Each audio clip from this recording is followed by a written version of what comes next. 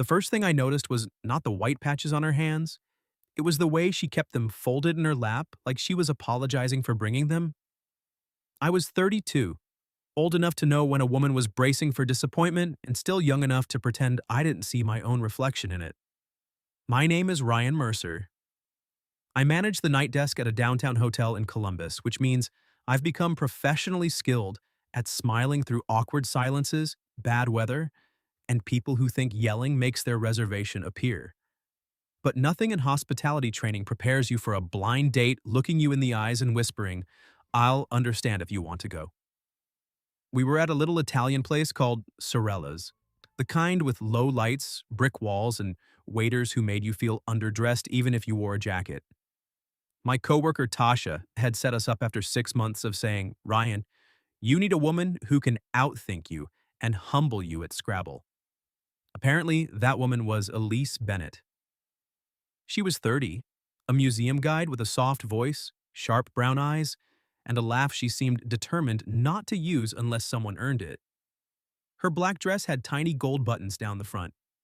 Her hair was pinned back with one loose curl touching her cheek. And yes, she had vitiligo. White patches bloomed across her fingers, up one wrist, around the edge of her neck, and one pale mark curved near her left eye like someone had painted moonlight there. She caught me noticing. Not staring, not recoiling, just noticing. Because I was a human being with eyes, and she was sitting across from me looking like a woman who had spent years being reduced to one detail. Her smile thinned. "There it is," she said. I blinked. "There what is?" "The calculation." She lifted one shoulder. "How long until you can leave without seeming rude?" I set down my water glass. I was calculating whether ordering lasagna on a first date is brave or reckless. That almost got her. Almost. Her mouth twitched, then surrendered back into caution. "You don't have to do that." "Do what?" "Be nice." I leaned back. That's devastating feedback. My mother told me it was my only marketable quality. This time, a tiny laugh escaped before she caught it. It changed her whole face like somebody had opened curtains in a room I already liked. Then a woman at the next table glanced over. Not subtle. Her eyes dropped to Elise's hands, then flicked away. Elise saw it. Of course she did. Her fingers tightened around her napkin. I wanted to say something noble, something clean and movie-worthy, but the truth was I suddenly felt angry in a way that didn't belong to me yet. I barely knew Elise. I didn't know her favorite song, or how she took coffee, or whether she hated olives like any reasonable person should. But I knew the look on her face.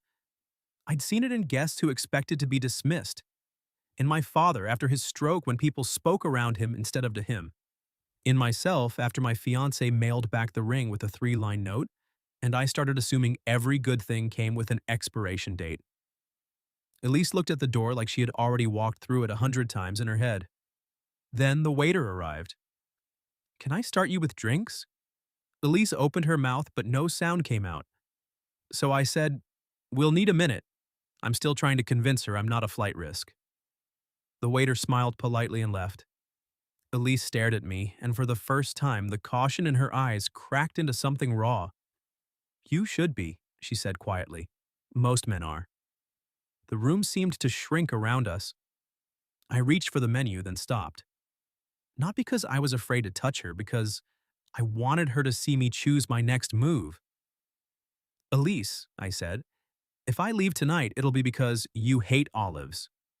Her breath caught. "And if you don't," I added, "then we may have a serious future." She looked down, but not before I saw her eyes fill. Then she whispered something so soft I almost missed it. "No one's ever stayed long enough to joke." I didn't know what to do with a sentence like that. No one's ever stayed long enough to joke. It landed between us heavier than the bread basket the waiter had abandoned on the edge of the table. I wanted to tell her those men were idiots. I wanted to promise I was different. But promises from strangers are just pretty noises.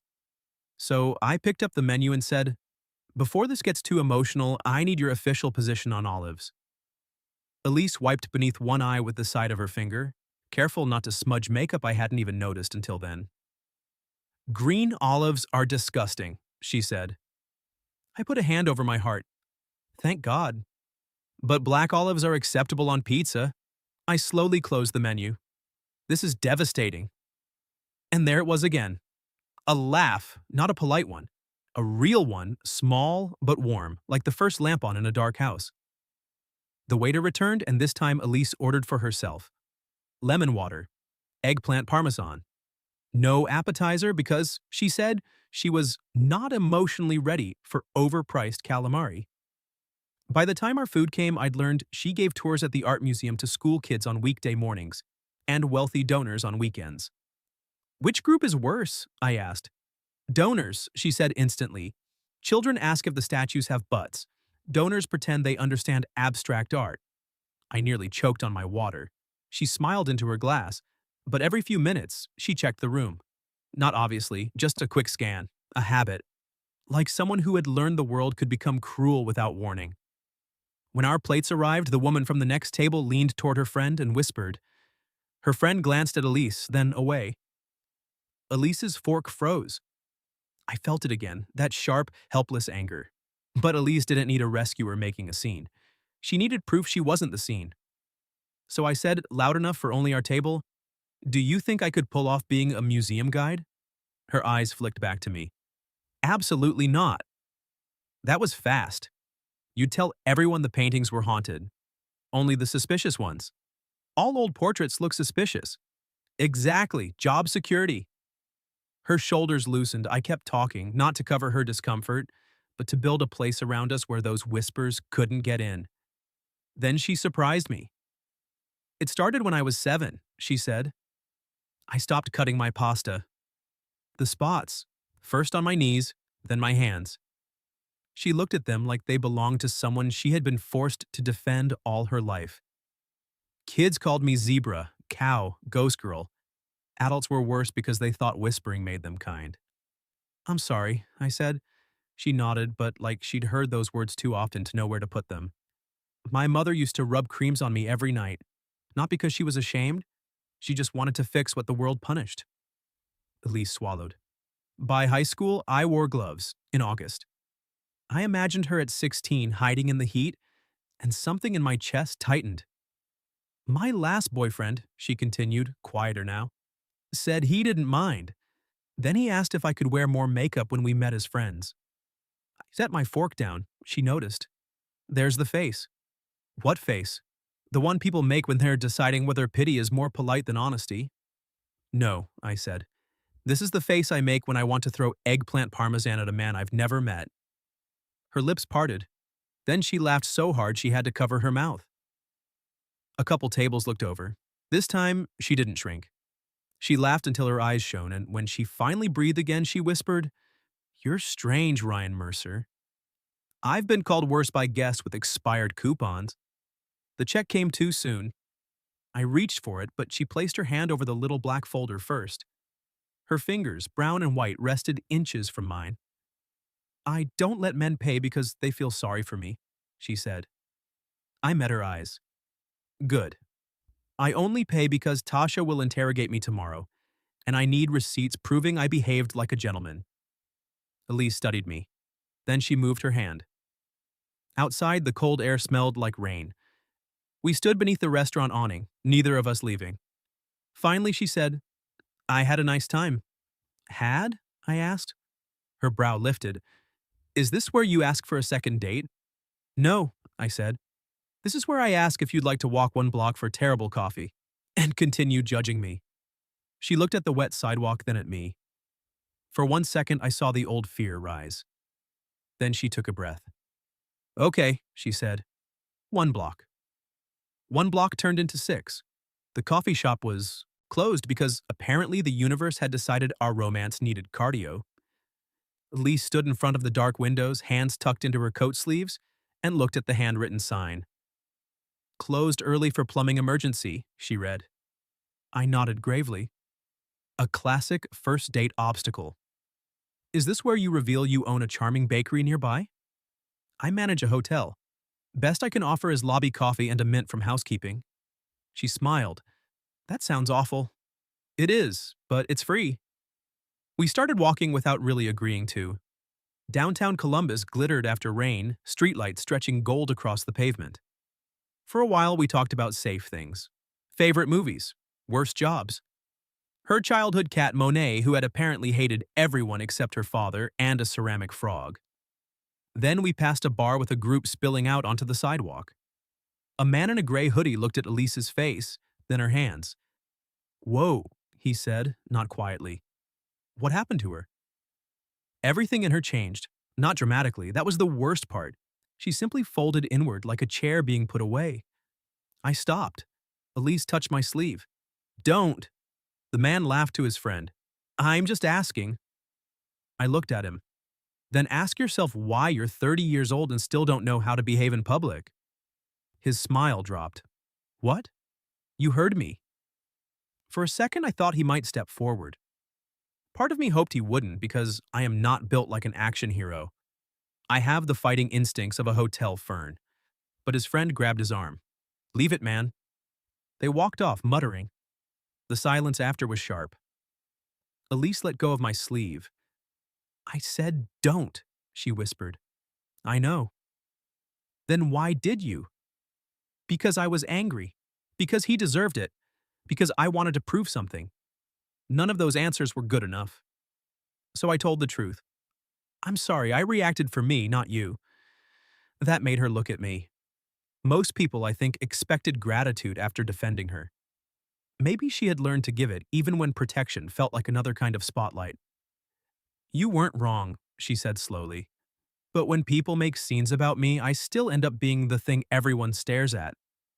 I didn't think. "No," she said, and there was no cruelty in it. "You felt." We stood under the green glow of a pharmacy sign while a bus sighed past us. "My father used to do that," she said. "Challenge every kid, every cashier, every auntie who said something sideways. I loved him for it. And I hated it because after he was done, I had to keep living in the room." I put my hands in my pockets. "What should I do next time?" Her expression softened at the words, "next time." "Ask me," she said. "Or just stay beside me." I nodded. "I can do that." We walked back quieter.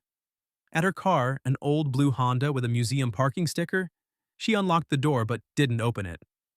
"My sister told me not to come tonight," Elise said. "Why?" "She said blind dates are just disappointment with appetizers." Hard to argue. "She also said if you flinched, I should leave before dessert." I swallowed. "Did I?" "No." The street lamp lit the pale mark near her eye, and I had the absurd thought that it looked like a place where moonlight had chosen to rest. Then Elise reached into her purse and took out her phone. "I don't usually do this, she said. Give your number to strange hotel employees? Trust a good night." She handed me the phone. I typed my number carefully like a mistake might break the moment. When I gave it back, our fingers brushed. She didn't pull away. "Ryan?" "Yeah. If you ask me out again, I might say yes." I smiled. "Elise Bennett, would you like to have dinner with me Friday?" She looked down, and this time when her eyes filled, she didn't hide it. "Yes," she said. "I think I would." Friday became Sunday breakfast, then Wednesday trivia, then a month of small, careful yeses. Elise did not fall in love like someone jumping. She moved like a woman testing floorboards in an old house, listening for cracks. I learned to be patient. I learned she hated carnations, loved thunder, and could identify almost any painting by 1 square inch of brushstroke. She learned I burned toast, overtipped nervous waiters, and kept my father's old watch in my nightstand even though it hadn't worked since the day he died. The first time she came to my apartment, she stood in the doorway longer than necessary. "You okay?" I asked. She nodded too quickly. "Just checking for hidden cameras and judgmental exes." Fresh out of both. Inside, she studied my crooked bookshelf, the laundry I had shoved badly behind a chair, the framed photo of Dad and me at a Clippers game. "He looks kind," she said. "He was," I replied. "Except during baseball." She laughed, but her eyes went to the picture for a long moment. "Was he sick long?" "Stroke, 3 years after." I cleared my throat. People started talking to me like I was his translator. He understood everything. He just couldn't answer fast. Elise turned to me and something passed between us that didn't need explaining. Being seen wrong, she said. Yeah. That night, she fell asleep on my couch during a documentary about stolen art. Her hand rested open on the cushion, the patches across her fingers pale in the TV glow. I didn't touch her. I just sat there and thought, this is what trust looks like before it knows it's trust. Then my mother invited us to dinner. It's not a test, I told Elise on the drive. That is exactly what someone says before a test. She'll love you. She'll be polite, Elise said. There's a difference. Mom lived in a small yellow house outside the city, with wind chimes on the porch and enough food prepared for 12 people, though there were only 3 of us. She hugged Elise warmly, complimented her dress, and asked about the museum. For 20 minutes, it went beautifully. Then my Aunt Diane arrived uninvited with a pie and a mouth that had never met a locked door. Oh, Diane said when she saw Elise. Just one syllable. Elise's fingers tightened around her glass. Mom shot my aunt a warning look. Diane. But Diane smiled that soft, terrible smile people use before saying something unforgivable. I knew a girl with that condition, such a shame. Pretty girl otherwise. The room froze. My first instinct rose hot and immediate. I could have cut Diane down in 10 different ways. But Elise's words came back. Ask me, or just stay beside me. So I looked at Elise. Her face had gone still, but her chin lifted. A tiny movement. Enough. I reached under the table and offered my hand, not taking hers, just placing mine there. She looked at it, then she took it. My skin isn't a tragedy, Elise said, voice steady but low. And I'm not pretty otherwise. I'm pretty. Period. My mother's eyes filled with pride so fierce it almost made me smile. Aunt Diane blinked. I didn't mean… I know, Elise said. That's the problem. People rarely do. I squeezed her hand once. Mom stood and picked up Diane's pie. Thank you for stopping by. You can take this with you. Are you serious? Completely. Diane left in a storm of offended perfume. For a moment, nobody moved. Then my mother sat beside Elise, not across from her. I'm sorry, she said. Elise nodded, but her hand trembled in mine. After dinner on the porch, she finally cried. Not loudly, not dramatically, just tears slipping down while she stared at the dark yard. I'm tired, Ryan, she whispered. I'm so tired of entering rooms like a question. I turned toward her. Then don't be a question with me. She looked at me. The wind chimes moved softly above us. I'm trying, she said. I know. And when she leaned into my shoulder, I understood she wasn't asking me to fix the world, only to remain. By the following spring, Elise stopped asking if I was sure. Not all at once. Healing never arrived like a parade. It came in tiny, almost invisible moments. She stopped apologizing when strangers looked too long. She wore short sleeves to the farmer's market. She let my mother paint her nails bright red, laughing when Mom said, if people are going to stare, give them a reason. And one Saturday, she invited me to the museum. I'm giving a tour, she said. 5th graders. Brave woman. They asked if you could come. Why? She smiled. I may have mentioned you think old portraits are haunted. So I stood at the back of a gallery while Elise led 20 children past marble statues and oil paintings. She was brilliant, warm, funny, completely herself, and a little girl with pink glasses raised her hand. Were you born with your skin like that? Every adult nearby went tense. Elise didn't. No, she said gently. It started changing when I was little. It's called vitiligo. It doesn't hurt and you can't catch it. The girl nodded seriously. It looks like clouds. Elise went still. Then her smile trembled. Thank you, she said. I've never heard that one before. After the tour, she found me by a painting of a stormy sea. Clouds, she whispered. Good taste, that kid. Elise took my hand right there in the museum, in full daylight, with people passing us on both sides. No hiding, no shrinking. That was when I knew what I was going to ask her.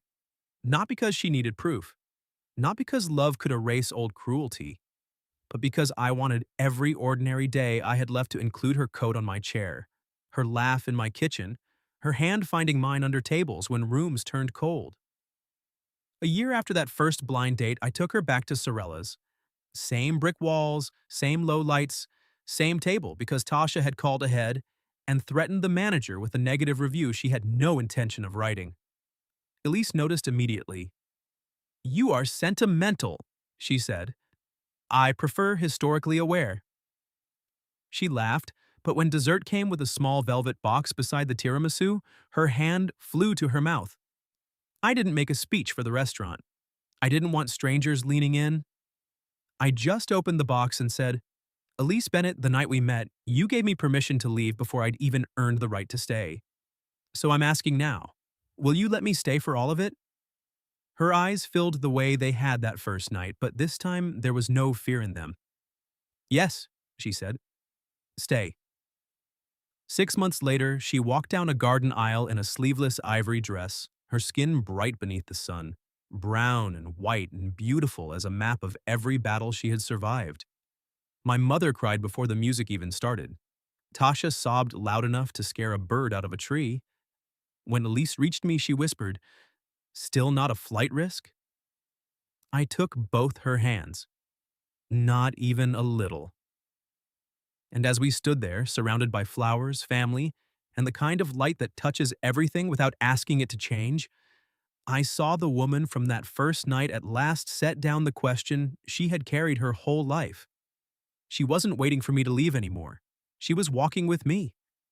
If you've ever known what it feels like to expect abandonment, I hope this story reminds you. The right person won't make you beg them to stay. What would you have done if something like my blind date whispered, "I'll understand if you want to go"? What I said next made her cry happen to you? And have you ever mistaken kindness for something your heart was too afraid to name? Tell me your story in the comments. If you like this one, leave a like, subscribe, and I'll see you in the next video.